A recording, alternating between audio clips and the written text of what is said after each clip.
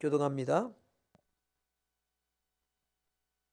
형제들아, 내가 여러 번 너희에게 가고자 한 것을 너희가 모르기를 원하지 아니하노니 이는 너희 중에서도 다른 이방인 중에서와 같이 열매를 맺게 하려 함이로되 지금까지 길이 막혔도다.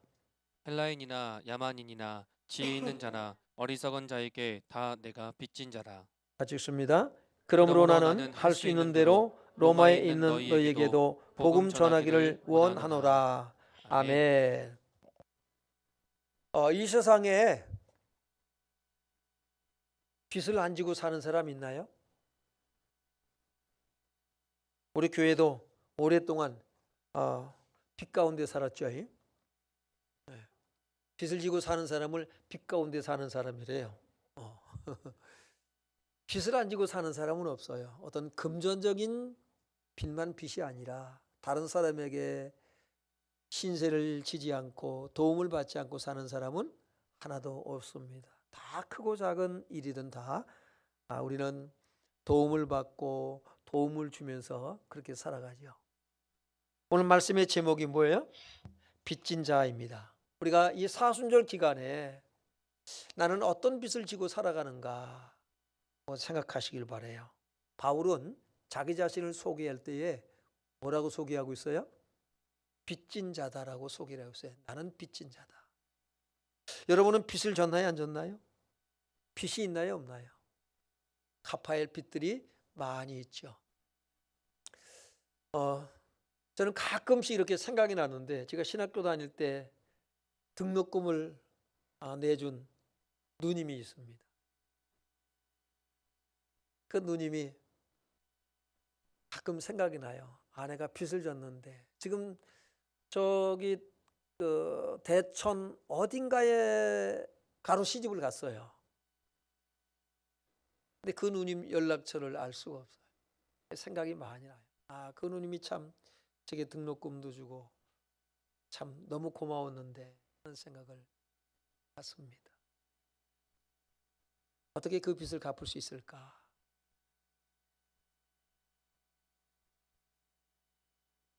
바울은 자기 자신을 나는 빚진 자다라고 소개를 하고 있어요. 여러분은 여러분을 누구라고 소개할 수 있나요? 나는 하나님의 자녀다라고 소개를 하지요. 나는 구원받은 자라고 소개를 하지요. 저마다 우리는 우리 자신을 우리 나름대로 소개를 할 거예요.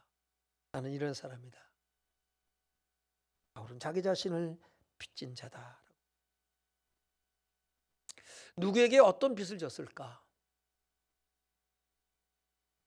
오늘 본문 13절 14절을 보면 우리가 다시 한번 같이 읽어봅니다. 시작. 형제들아, 형제들아, 내가 여러 번 너희에게 가고자 한 것을 너희가 모르기를 원하지 아니하노니 이는 너희 중에서도 다른 이방인 중에서와 같이 열매를 맺게 하려 함이로되 지금까지 길이 막혔도다. 헬라인이나 야만인이나 지혜 있는 자나 어리석은 자에게 다 내가 빚진 자라. 바울이 로마에 그렇게 가고 싶어 했어요. 로마 교회를 그렇게 방문하고 싶어 했어요. 얼마나 간절했는지 몰라요. 그런데 길이 막히고 그랬다고 말하거든요. 그런데 가고자 하는 것은 바로 뭐 때문에 가길 원해요? 빚을 갚기 위해서예요. 이 로마 교회에 있는 사람들에게 또 그뿐만 아니라 다른 사람들에게까지도 자기는 빚진 자라고 말하고 있습니다. 그 내용이 14절이죠. 헬라인이나 야만인이나 지혜 있는 자나 어리석은 자에게 다 내가 빚진 자라.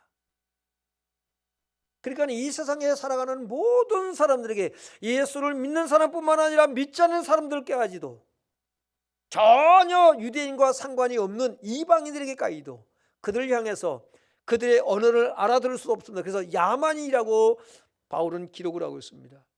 나는 그들에게까지도 예수를 믿지 않는 자들에게까지도 예수를 믿지 않고 예수 믿는 사람을 핍박하는 사람들에게까지도 나는 뭐한 자다? 빚진 자라고 말씀을 하고 있어요. 언제 돈을 꽂아 썼나요?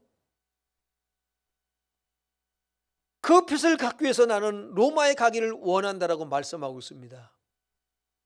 왜? 그는 바로 자기와 전혀 상관이 없고 아무런 인간관계도 맺어본 일이 없는 낯선 사람들에게까지 자기는 빚진 자라고 말하고 있을까요?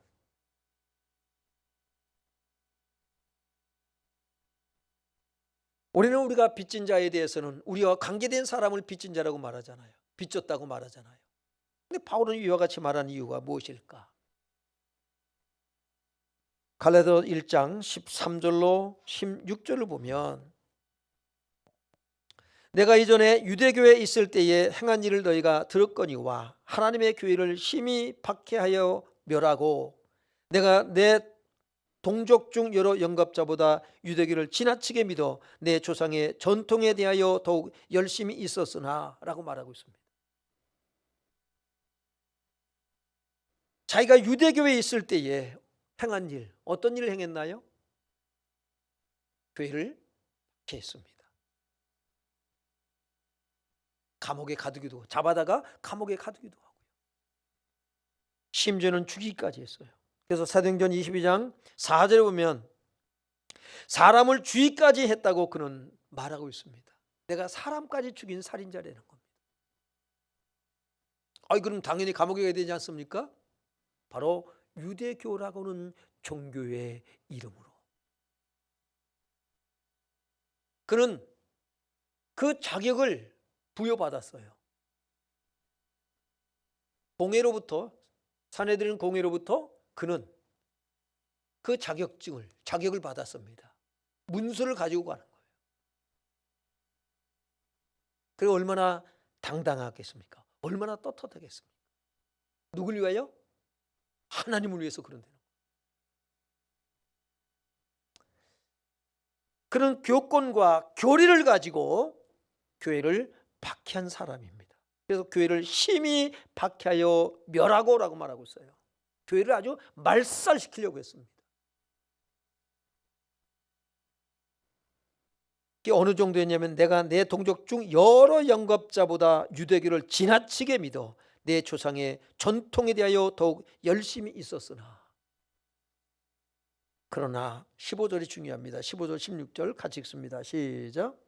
그러나 내 어머니의 태로부터 나를 택정하시고 그의 은혜로 나를 부르시니가 그의 아들을 이방에 전하기 위하여 그를 내 속에 나타내시기를 기뻐하셨을 때에 내가 곧 혈육과 의논하지 아니하고. 네. 그런데 그는 복음을 만납니다. 그런 핍박자가, 그런 박해자가 정말 우리 편에서 볼 때는 아주 악랄한 사람입니다. 그 사람이 여러분 부활하신 예수를 만나요. 어디서요? 다메섹 도상에. 그러니까 부활한 예수를 만나요. 그리고 주님의 여러분 음성을 듣게 돼요. 그에게 여러분 미션이 주어집니다. 그에 대한 대답이 뭡니까? 거기에 은혜에 반응하는 것이 바로 복음 전도거든요. 사도행전 9장 11절을 한번 보면은 그가 이제 다메섹 도상에서 예수님을 만나고 이제 하나님께서 우리 주님께서 아나니아에게 말씀하셔요. 그 아나니아, 그 아나니아에게 너는 11절에 주께서 이르시되 일어나 직가라 하는 거리로 가서 유다의 집에서 다섯 사람 사울이라 하는 사람을 찾으라. 그가 기도하는 중이니라. 이 사울에 대한 소문은요, 이 바울에 대한 소문은 다 알아요. 이 아나니아도 알아요. 이 사람이 교회를 아주 멸절시키려고 날뛰던 사람인데 그 사람에게로 가라고요? 마음이 꺼려집니다. 근데 주님께서는 그에게 가라고 말씀합니다. 15절에 보면 이렇게 예수께서 말씀하시죠. 시작. 주께서 이르시되 가라 이 사람은 내 이름을 이방인과 임금들과 이스라엘 자손들에게 전하기 위하여 택한 나의 그릇이라. 네. 그를 여러분 우리 주님께서 만나주시고 그를 구원해내시고 그에게 주신 미션이 이겁니다. 이 사람은 내 이름을 이방인과 임금들과 이스라엘 자손들에게 전하기 위하여 택한 나의 그릇이라. 여러분, 예수님은 빚을 누구한테 졌어요? 사실은 이 바울은 예수님께 빚을 졌죠. 그런데 바울은 지금 누구한테 빚 졌다고 말합니까? 예수님께 졌다고 하는 것이 아니라 바로 헬라인과 그 다음에 야만인과 지혜로운 자들과 바로 미련한 자들에게까지, 그러니까는 모든 사람에게 나는 빚진 자라고 말씀합니다. 빚을 지금 누구한테 갚아요? 빚을 졌으니까 빚을 당연히 갚아야죠. 예수님께 갚아야 되는데 누구한테 갚아요? 바로 이들에게. 어떻게 갚습니까? 또 구원의 복음, 죄사함의 복음, 회개의 복음을 전하는 것이, 여러분, 예수님께 빚을 갚는 것이 곧 누구한테 갚는 것이다. 이 사람들에게 갚는 것이 예수님께 갚는 것이다 라고 하는 것입니다. 여러분, 우리는 어떤 빚을 지고 살아갑니까? 그래서 바울은 말하는 거예요. 본문 15절에 그러므로 나는 할 수 있는 대로 로마에 있는 너에게도 복음 전하기를 원하노라. 여러분, 제가 저를 구원하신 그 죄를 사하고 저를 구원하신 그 은혜를 제가 갚는 길이 뭘까요? 여러분에게 복음을 말하는 거예요. 제가 다른 사람들에게, 전혀 예수랑 상관이 없는 사람들에게, 다른 종교를 가진 사람들에게, 오히려 기독교를 핍박하고 비난하는 사람들에게 제가 복음을 말하는 것이 예수님께 빚을 갚는 것이다 라는 것이죠. 여러분은 어떤 빚을 지고 살아갑니까? 나는 빚진 일이 없다, 이렇게 여러분 생각하지 않습니까? 우리는 모두가 다 빚진 자입니다.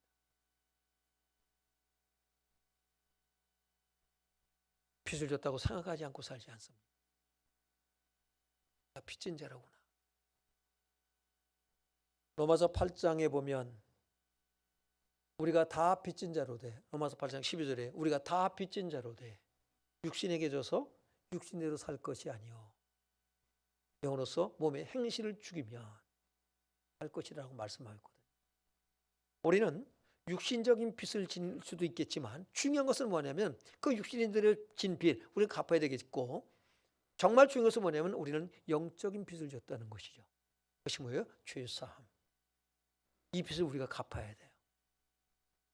그런 빚을 갚길 바랍니다.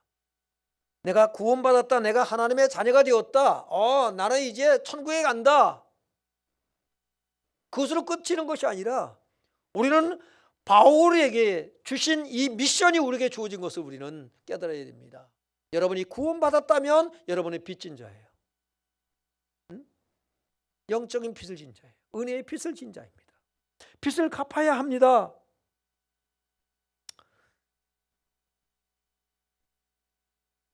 마태복음 18장 21절로 35절을 보면 1만 달란트 빚진 자 얘기가 나와요. 1만 달란트가 어느 정도 될까? 그것을 어떻게 계산하고 있는가? 제가 한번 이걸 찾아봤어요. 1만 달란트는 6천 명의 하루 품삯이래요. 그럼 계산을 해보니까 한 달란트가 6천 데나리온입니다. 그러면 한 데나리온은 어느 정도 가치가 있느냐? 성인 남성 하루 품삯입니다. 그러면 1만 달란트를 벌려면 얼마큼 벌어야 될까요? 1만 달란트는 6천 명의 하루 품삯이라고 그랬어요. 6천만 명. 그러면 얼마나 벌어야 돼요? 한 20만 년을 벌어야 되는데요. 이게 무슨 얘기예요? 예수님께서 이 비유로 말씀드린 것은 우리의 죄 문제를 얘기하는 거예요.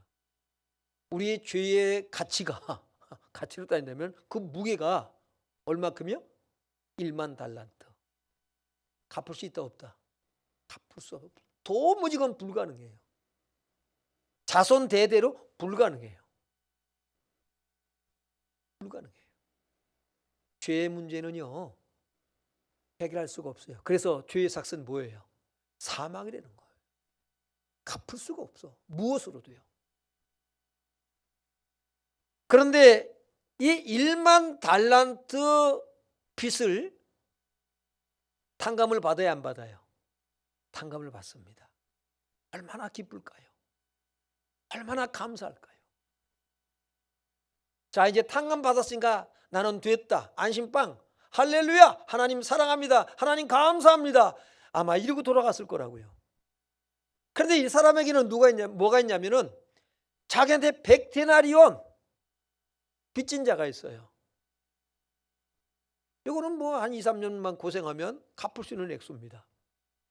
그런데 자기한테 1만 달란트 탕감받은 이 사람이 자기한테 한 2, 3년 벌어서 갚으면 갚을 수 있는 액수를 빚진 사람을 어떻게 대할까요? 이를 잡아다가 가두면, 아유 사정사정합니다. 좀 내가 반드시 갚을 테니까 조금 기다려 주십시오. 안 돼. 그리고 이 사람을 감옥에 가둬버립니다. 1만 달란트를 탕감해 준 주인이 이 소식을 들어요.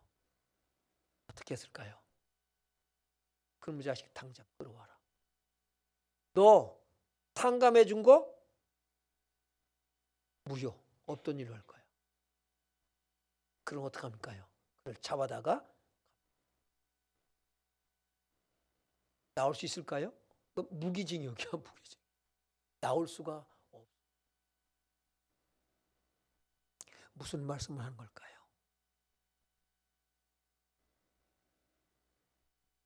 네가 탕감받은 기쁨이 있지 않느냐? 죄사함 받은 감격이 있지 않느냐? 너만 받았다고 좋아하지 마. 이걸 전해야 돼요. 여러분, 은혜로 구원받았습니다. 여러분 안에 머물러 있지 않길 바라요. 은혜는 흘러야 돼요. 네? 사해 바다가 되면 안 돼요. 갈릴리 바다가 돼야지. 사해 바다는 갈릴리 바다 비교가 안 될 만큼 큽니다. 그런데 그 사해 바다는 은혜가 흘러 들어오기만 하고 흘러 보내지를 못해요. 그래서 죽은 바다예요. 여러분, 구원의 은혜, 사죄의 은혜가 흘러 들어왔으면 흘러가길 바랍니다. 그것이 뭐예요? 하나님께서 그리스도 안에서 너희를 용서한 것처럼 너희도 뭐하라? 용서하라. 이 용서의 복음, 사죄의 복음이 흘러가야 돼요. 내가 너희를 사랑한 것처럼 너희도 뭐하라? 사랑하라라고 여러분 말씀하고 있습니다. 오늘 여러분 사해바다와 같은 믿음의 생활하는 사람들이 교회 안에 많아요. 나 예수 믿어 구원받았어. 아니, 어쩌면 이제는 그 구원의 감사와 감격도 다 잃어버리고 내가 정말 구원받았나 의심하며 살아가는 사람도 있을 것 같아요. 은혜는 흘러야 됩니다. 끊임없이 흘러 들어와야 되고요. 우리는 끊임없이 흘려 보내야만 합니다. 왜? 그래야만 되는 거예요. 왜? 그게 하나님의 나라이기 때문에, 그게 구원이기 때문에 그래요. 바울은 이 감격이 큰 사람이에요. 나 같은 죄인이 구원받았다는 거. 나는 죄인 중에 괴수라고 그런 고백합니다. 자기 자신을 죄인 괴수로까지 소개를 합니다. 나는 이렇게 잘난 사람이다. 나는 이런 사람이야. 나는 자랑스러운 사람이다. 이걸 자랑하지 않습니다. 자기에게 유익하던 거, 자랑했던 거 다 해로이고 배설물처럼 버려버리고는요, 그런 나는 빚진 자다, 나는 죄인 중에 괴수다, 그런 내가 하나님의 은혜를 입었다, 내가 나 된 것은, 사도가 된 것은, 구원받은 것은, 하나님의 자녀가 된 것은 하나님의 은혜라는 거예요. 은혜. 내가 나 된 것은 하나님의 은혜입니다라는 고백이 여러분 속에 살아나길 주 이름으로 축원합니다. 우리가 1만 달란트 빚진 자가 누구요? 나 자신인 거예요. 그 무엇으로도 해결할 수 없는 죄 문제를 우리는 여러분 해결받았습니다. 아무것도 한 것이 없는데 그걸 보고 은혜라고 그러잖아요.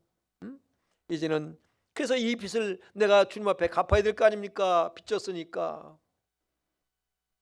바울은 깨달았어요. 아, 주님께서 나를 구원하셔서 이 복음을 이방인들에게 전하라. 이것이 예수님께 진 빚을 갚는 것이다. 여러분, 빚이 있다 없다? 우리는 빚 가운데 살아가요. 예? 지읒바람이 아니라 지읒바람 빚 가운데 빚진 자예요. 빚을 갚아야만 합니다. 그 갚는 것이 어떻게 갚는 거예요? 어떻게 하는 거예요? 복음을 전하는. 믿음의 사람들에게, 교회 성도들에게 복음을 말하는 거예요. 끊임없이. 여러분이 모이면은 하나님의 은혜를 나누시길 바랍니다. 예수님이 그만 좀 하라고, 성경 얘기 그만 좀 하라고, 드라마 얘기에 빠지고 무슨 어떤 사건 얘기에 빠져서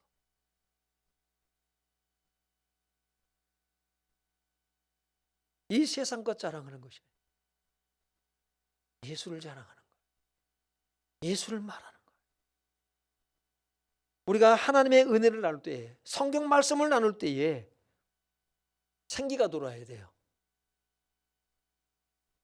이 말씀을 나누면 지루하고 졸음이 오고 그러면 곤란해요.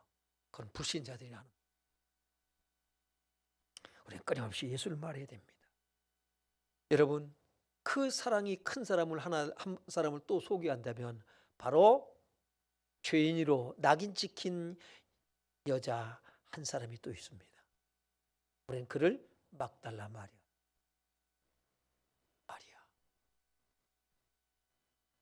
누가복음 7장 36절로 50절에 보면 그는 아주 귀한 향유 옥합 한 병을 가지고 있습니다. 그에게는 그게 가장 귀한 보물일 거예요. 아마 우상단지일 거예요. 예?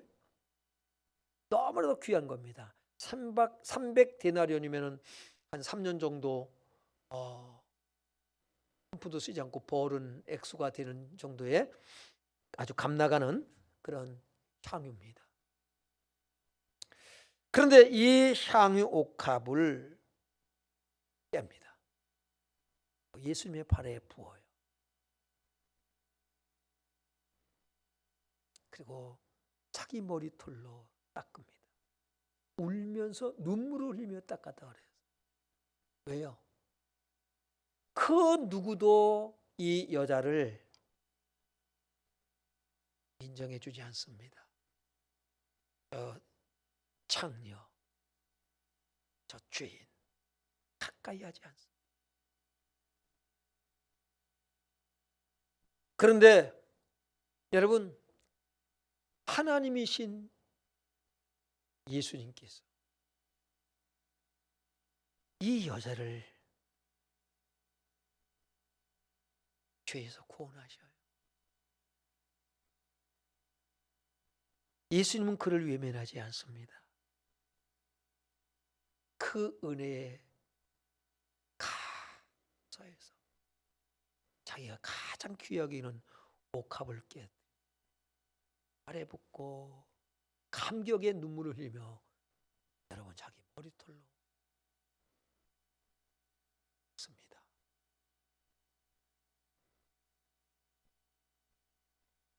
그러니까 제자들이 어떻게 해요? 핀잔을 주잖아요. 그거 300데나리온을 팔아서 가난한 자들에게 줬으면 좋겠다.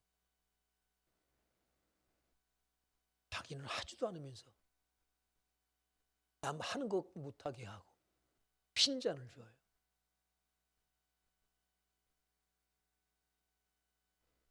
가만둬라. 그가 내 장래를 그를 기념하라고 말씀하요. 이 복음이 전파되는 곳마다 이 사실을 알려.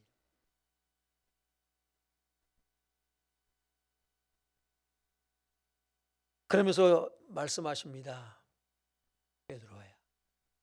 너는 내가 네 집에 들어갈 때 손 씻을 물도 안 내다 줘. 너 뭐 했냐?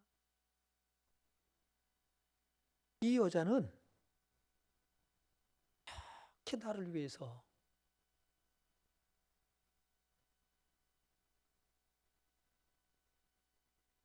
여러분, 우리가 빚진 자입니다.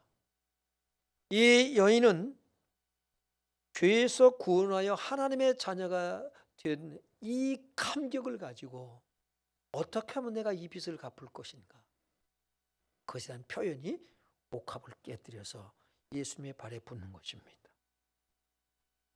이걸 보고 거룩한 낭비라고도 하죠. 여러분, 며칠 전에 유튜브를 보다가 부엉이가, 은혜를 갚는 부엉이 내용을 접하게 됐어요. 부엉이가 죽어가는 것을 살렸습니다. 아마 어린 새끼였던 것 같아요. 제대로 날지 못하고 땅에 떨어져 이제 푸덕거리는 것을 가져다가 이제 잘 돌봐주고 먹이를 주면서 살려낸 것 같아요. 그 부엉이가 주인한테 은혜를 갚는데 뭘 자꾸 물어다 줘요. 뭘 물어다 줬을까요? 금? 은? 동전? 뭘 물어다 줬을까요? 부엉이가 먹이가 뭐예요? 쥐. 또 뭐예요? 뱀. 왜 그런 소리 말아요? 제 딴에는 뭐예요? 너무 고맙고 감사한 거. 그러니까 주인이 좋아하는지 안 좋아하는지 모르지만은 부지런히 쥐도 물어다 주고 뱀도 물어다 주고. 여러분, 우리나라도 동화에 그런 거 있잖아요. 은혜를 갚는 뭐예요? 닭. 옛날에 그 교과서에도 실렸잖아요. 교과서로 생각해. 까치가 또 있고요. 은혜를 갚는 까치 얘기도 나오고. 그건 동화책에 나오잖아요. 짐승보다 나아야지. 그렇습니까? 우리는 그 누구도 내 죄 문제를 해결할 수가 없는데 우리는 죄사함 받았어요. 여전히 우리는 참 하나님 앞에 늘 죄송스러운 마음으로 살아가잖아요. 왜? 살아가면서 많은 죄를. 그런데 하나님은 예수 그리스도라고는 렌즈를 통해서 우리 자신을 보시는데 뭐를 보셔요? 우리를 의롭다라고 보셔요. 여러분 속에 예수의 피가 흐르길 바랍니다. 우리 속에 예수의 피가 있는 것을 보시고 우리를 의롭다라고 말씀하시는 하나님입니다. 우리는 그 은혜를 입었어요. 그렇다면 여러분, 내가 구원받아 하나님의 자녀가 된 것이 우리의 행위에 있지 않고 우리의 의에 있지 않습니다. 우리의 선행에 있지 않습니다. 그런데 하나님의 자녀를 인정받은 것은 전적인 하나님의 은혜, 긍휼입니다. 그렇기 때문에 우리는 내가 구원받은 것 당연하게 여길 수가 없어요. 우리가 무엇을 해서 보상으로 얻은 것이 아닙니다. 우리는 값없이 구원받았어요. 그렇기 때문에 이 은혜에 우리는 반응하며 살아가는 삶, 바로 빚진 자라는 사실을 기억하시고 빚을 갚는 삶을 살길 바랍니다. 그것이 뭐예요? 어떻게 하는 것이 빚을 갚는 걸까요? 복음을 전하는 거죠. 바울은 이렇게 고백을 하고 있습니다. 고린도후서 5장 13절 14절 봅니다. 시작. 우리가 만일 미쳤어도 하나님을 위한 것이요 정신이 온전하여도 너희를 위한 것이니 그리스도의 사랑이 우리를 강권하시는도다. 우리가 생각하건대 한 사람이 모든 사람을 대신하여 죽었은즉 모든 사람이 죽은 것이라. 아멘. 주변에서 보기에 바울은 미친 사람이에요. 뭐에 미쳤어요? 전도에 미친 사람이에요. 그래서 말해요. 우리가 만일 미쳤어도, 바울뿐만 아니라 바울의 스태프인들, 그래서 나라고 안 하고 우리라고 표현하고 있죠. 우리가 만일 미쳤어도 하나님을 위한 것이요 정신이 온전하여도 너희를 위한 것이니 그리스도의 사랑이 우리를 강권하시는도다. 여러분이 교회를 섬기고 또 부지런히 전도하는 것, 그리스도의 사랑이 나를 강권하신도라는 고백이 되길 바랍니다. 주변에 보기에는 미친 것 같아요. 예? 우리가 성령 받으면 처음 예수를 믿을 때 그 열심은 우리가 참 회복하고 싶은 마음들이 늘 있는데 쉽지가 않죠. 저 사람 미쳤나 봐. 아주 교회에서 사네. 성령 받으면 이렇게 돼요. 그래서 성령 안 받으려고 그러잖아. 왜 이렇게 미칠까 봐. 세상에 줄 수 없는 평안함, 기쁨, 여러분 행복, 성령 받아야만 누릴 수 있습니다. 기쁨과 감사와 감격에 넘치는 삶을 살아갈 수가 있어요.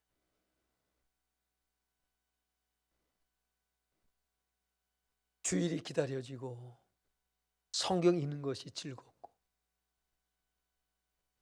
전도하는 것이 여러분 얼마나 기쁘고 감사한지. 이것이 그리스도인의 삶이라는 거죠. 그렇지 않으면 우리가 자꾸 세상 것에 마음을 빼앗기고 근심 걱정 염려하게 돼요. 그런데 성령이 임하면 그 모든 것들을 통해서 하나님의 계획하심, 하나님께서 어떤 일을 이루시려고 어떤 계획을 가지시고 이런 일을 허락하시는가를 또 생각하게 돼요. 그 범사에 뭐가 돼요? 감사가 돼요. 우리는 이 생활이 회복제대로 하는 것이 필요한데요. 그 정말 복음에 미친 거예요. 핍박이 없나요? 사람들이 할렐루야 그리고 다 예수 영접하나요? 아니에요. 박해가 와요. 그런데 그럼에도 불구하고 복음을 전한 일을 중단할 수가 없어요. 네. 멈출 줄 몰라. 브레이크가 고장난 기차와 같아요. 계속해서 전하는 거예요. 그래서 만일 우리가 미쳤어도 하나님을 위한 것이요 정신이 온전하여도 너희를 위한 것이니. 여러분 제정신으로 살죠. 다 정신 차려서 살고 있죠. 예수 정신으로 살길 바랍니다.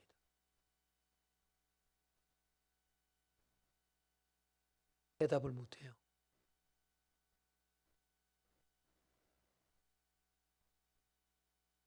제정신으로 사시길 바랍니다. 그대로 예수 정신으로 살아요.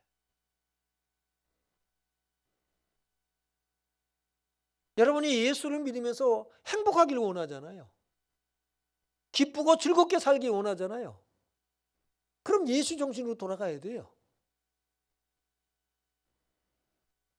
우리는 자꾸만 내 문제의 해답은 세상 것에 있다고 생각한단 말이죠. 주로 내 문제, 그럼 내가 행복할 거예요. 어디에 두고 있어요? 물질에 두고 있어요, 사실. 이것만 있으면 돈은 그래서 그리스도시요 살아계신 하나님의 아들이시다라는 고백을 하잖아요. 예수 그리스도가 우리 인생의 해답이에요. 우리 문제의 해답이에요. 근심 걱정 염려의 해답이 예수 그리스도예요. 그 안에는 지혜와 지식의 모든 보가 감춰 있다라고 말씀합니다. 이 비밀을 아는 바울이 가만히 있을 수가 없는 거예요. 복음을 말할 수밖에 없어요. 그럼 우리가 환난 중에도 즐거워하나니 그래요. 어떻게 환난 중에 즐거워할 수가 있어요? 그런데 즐겁대요. 제정신이 아니죠. 그걸 보고 예수 정신이라고 그래요. 환난 중에도 즐거워. 왜? 소망이 있기 때문에. 환난은 인내를, 인내는 연단을, 연단은 소망을 이룬 줄 안다라고 말하고 있습니다. 이미 알고 있다는 거예요. 해답이 뭔가를 알아요. 우리는 해답을 가지고 살아가는 사람입니다. 맞죠? 해답이에요. 해답이. 해답이 그리스도예요. 그러니까 우리는 바울에게 염려거리가 없었을까요? 그는 배고프지 않았을까요? 배고프고 춥고 헐벗고 두드려 맞고 감옥에 갇히고 강의 염, 강도의 염, 동족의 위험, 이방인의 위험, 그런 고난 속에서 그는 그런데 항상 기뻐하라 라고 말하고 있어요. 어디서요? 감옥에 갇혀서. 아니, 누가 누구를 걱정해? 이게 어떻게 이게 가능할까?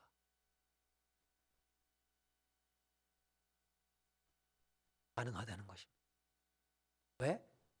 예수 그리스도가 해답이요. 예수 안에 감추어진 것을 발견했기 때문에 그래요. 예수 안에 감춰진 것을 보는 눈이 열리길 주 이름으로 축원합니다. 그러면 이제 우리가 빚진 자인데 어떤 빚을 졌는가를 알게 되고요. 이 빚을 어떻게 갚아야 되는 것을 알아요.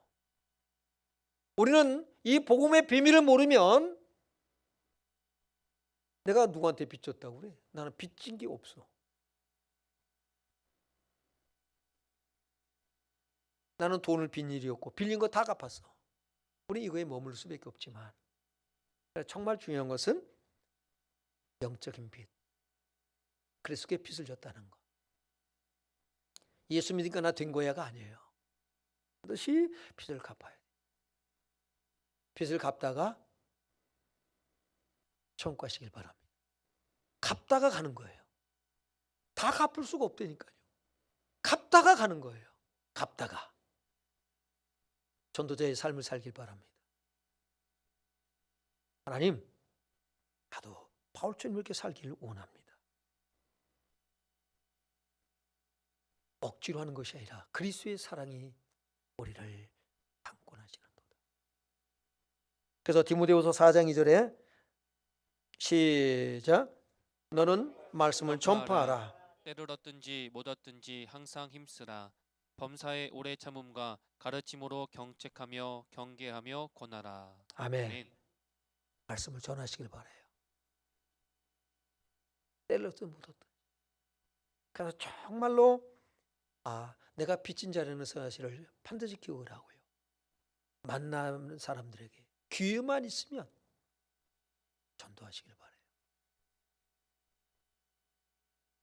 예수님께 진 빚을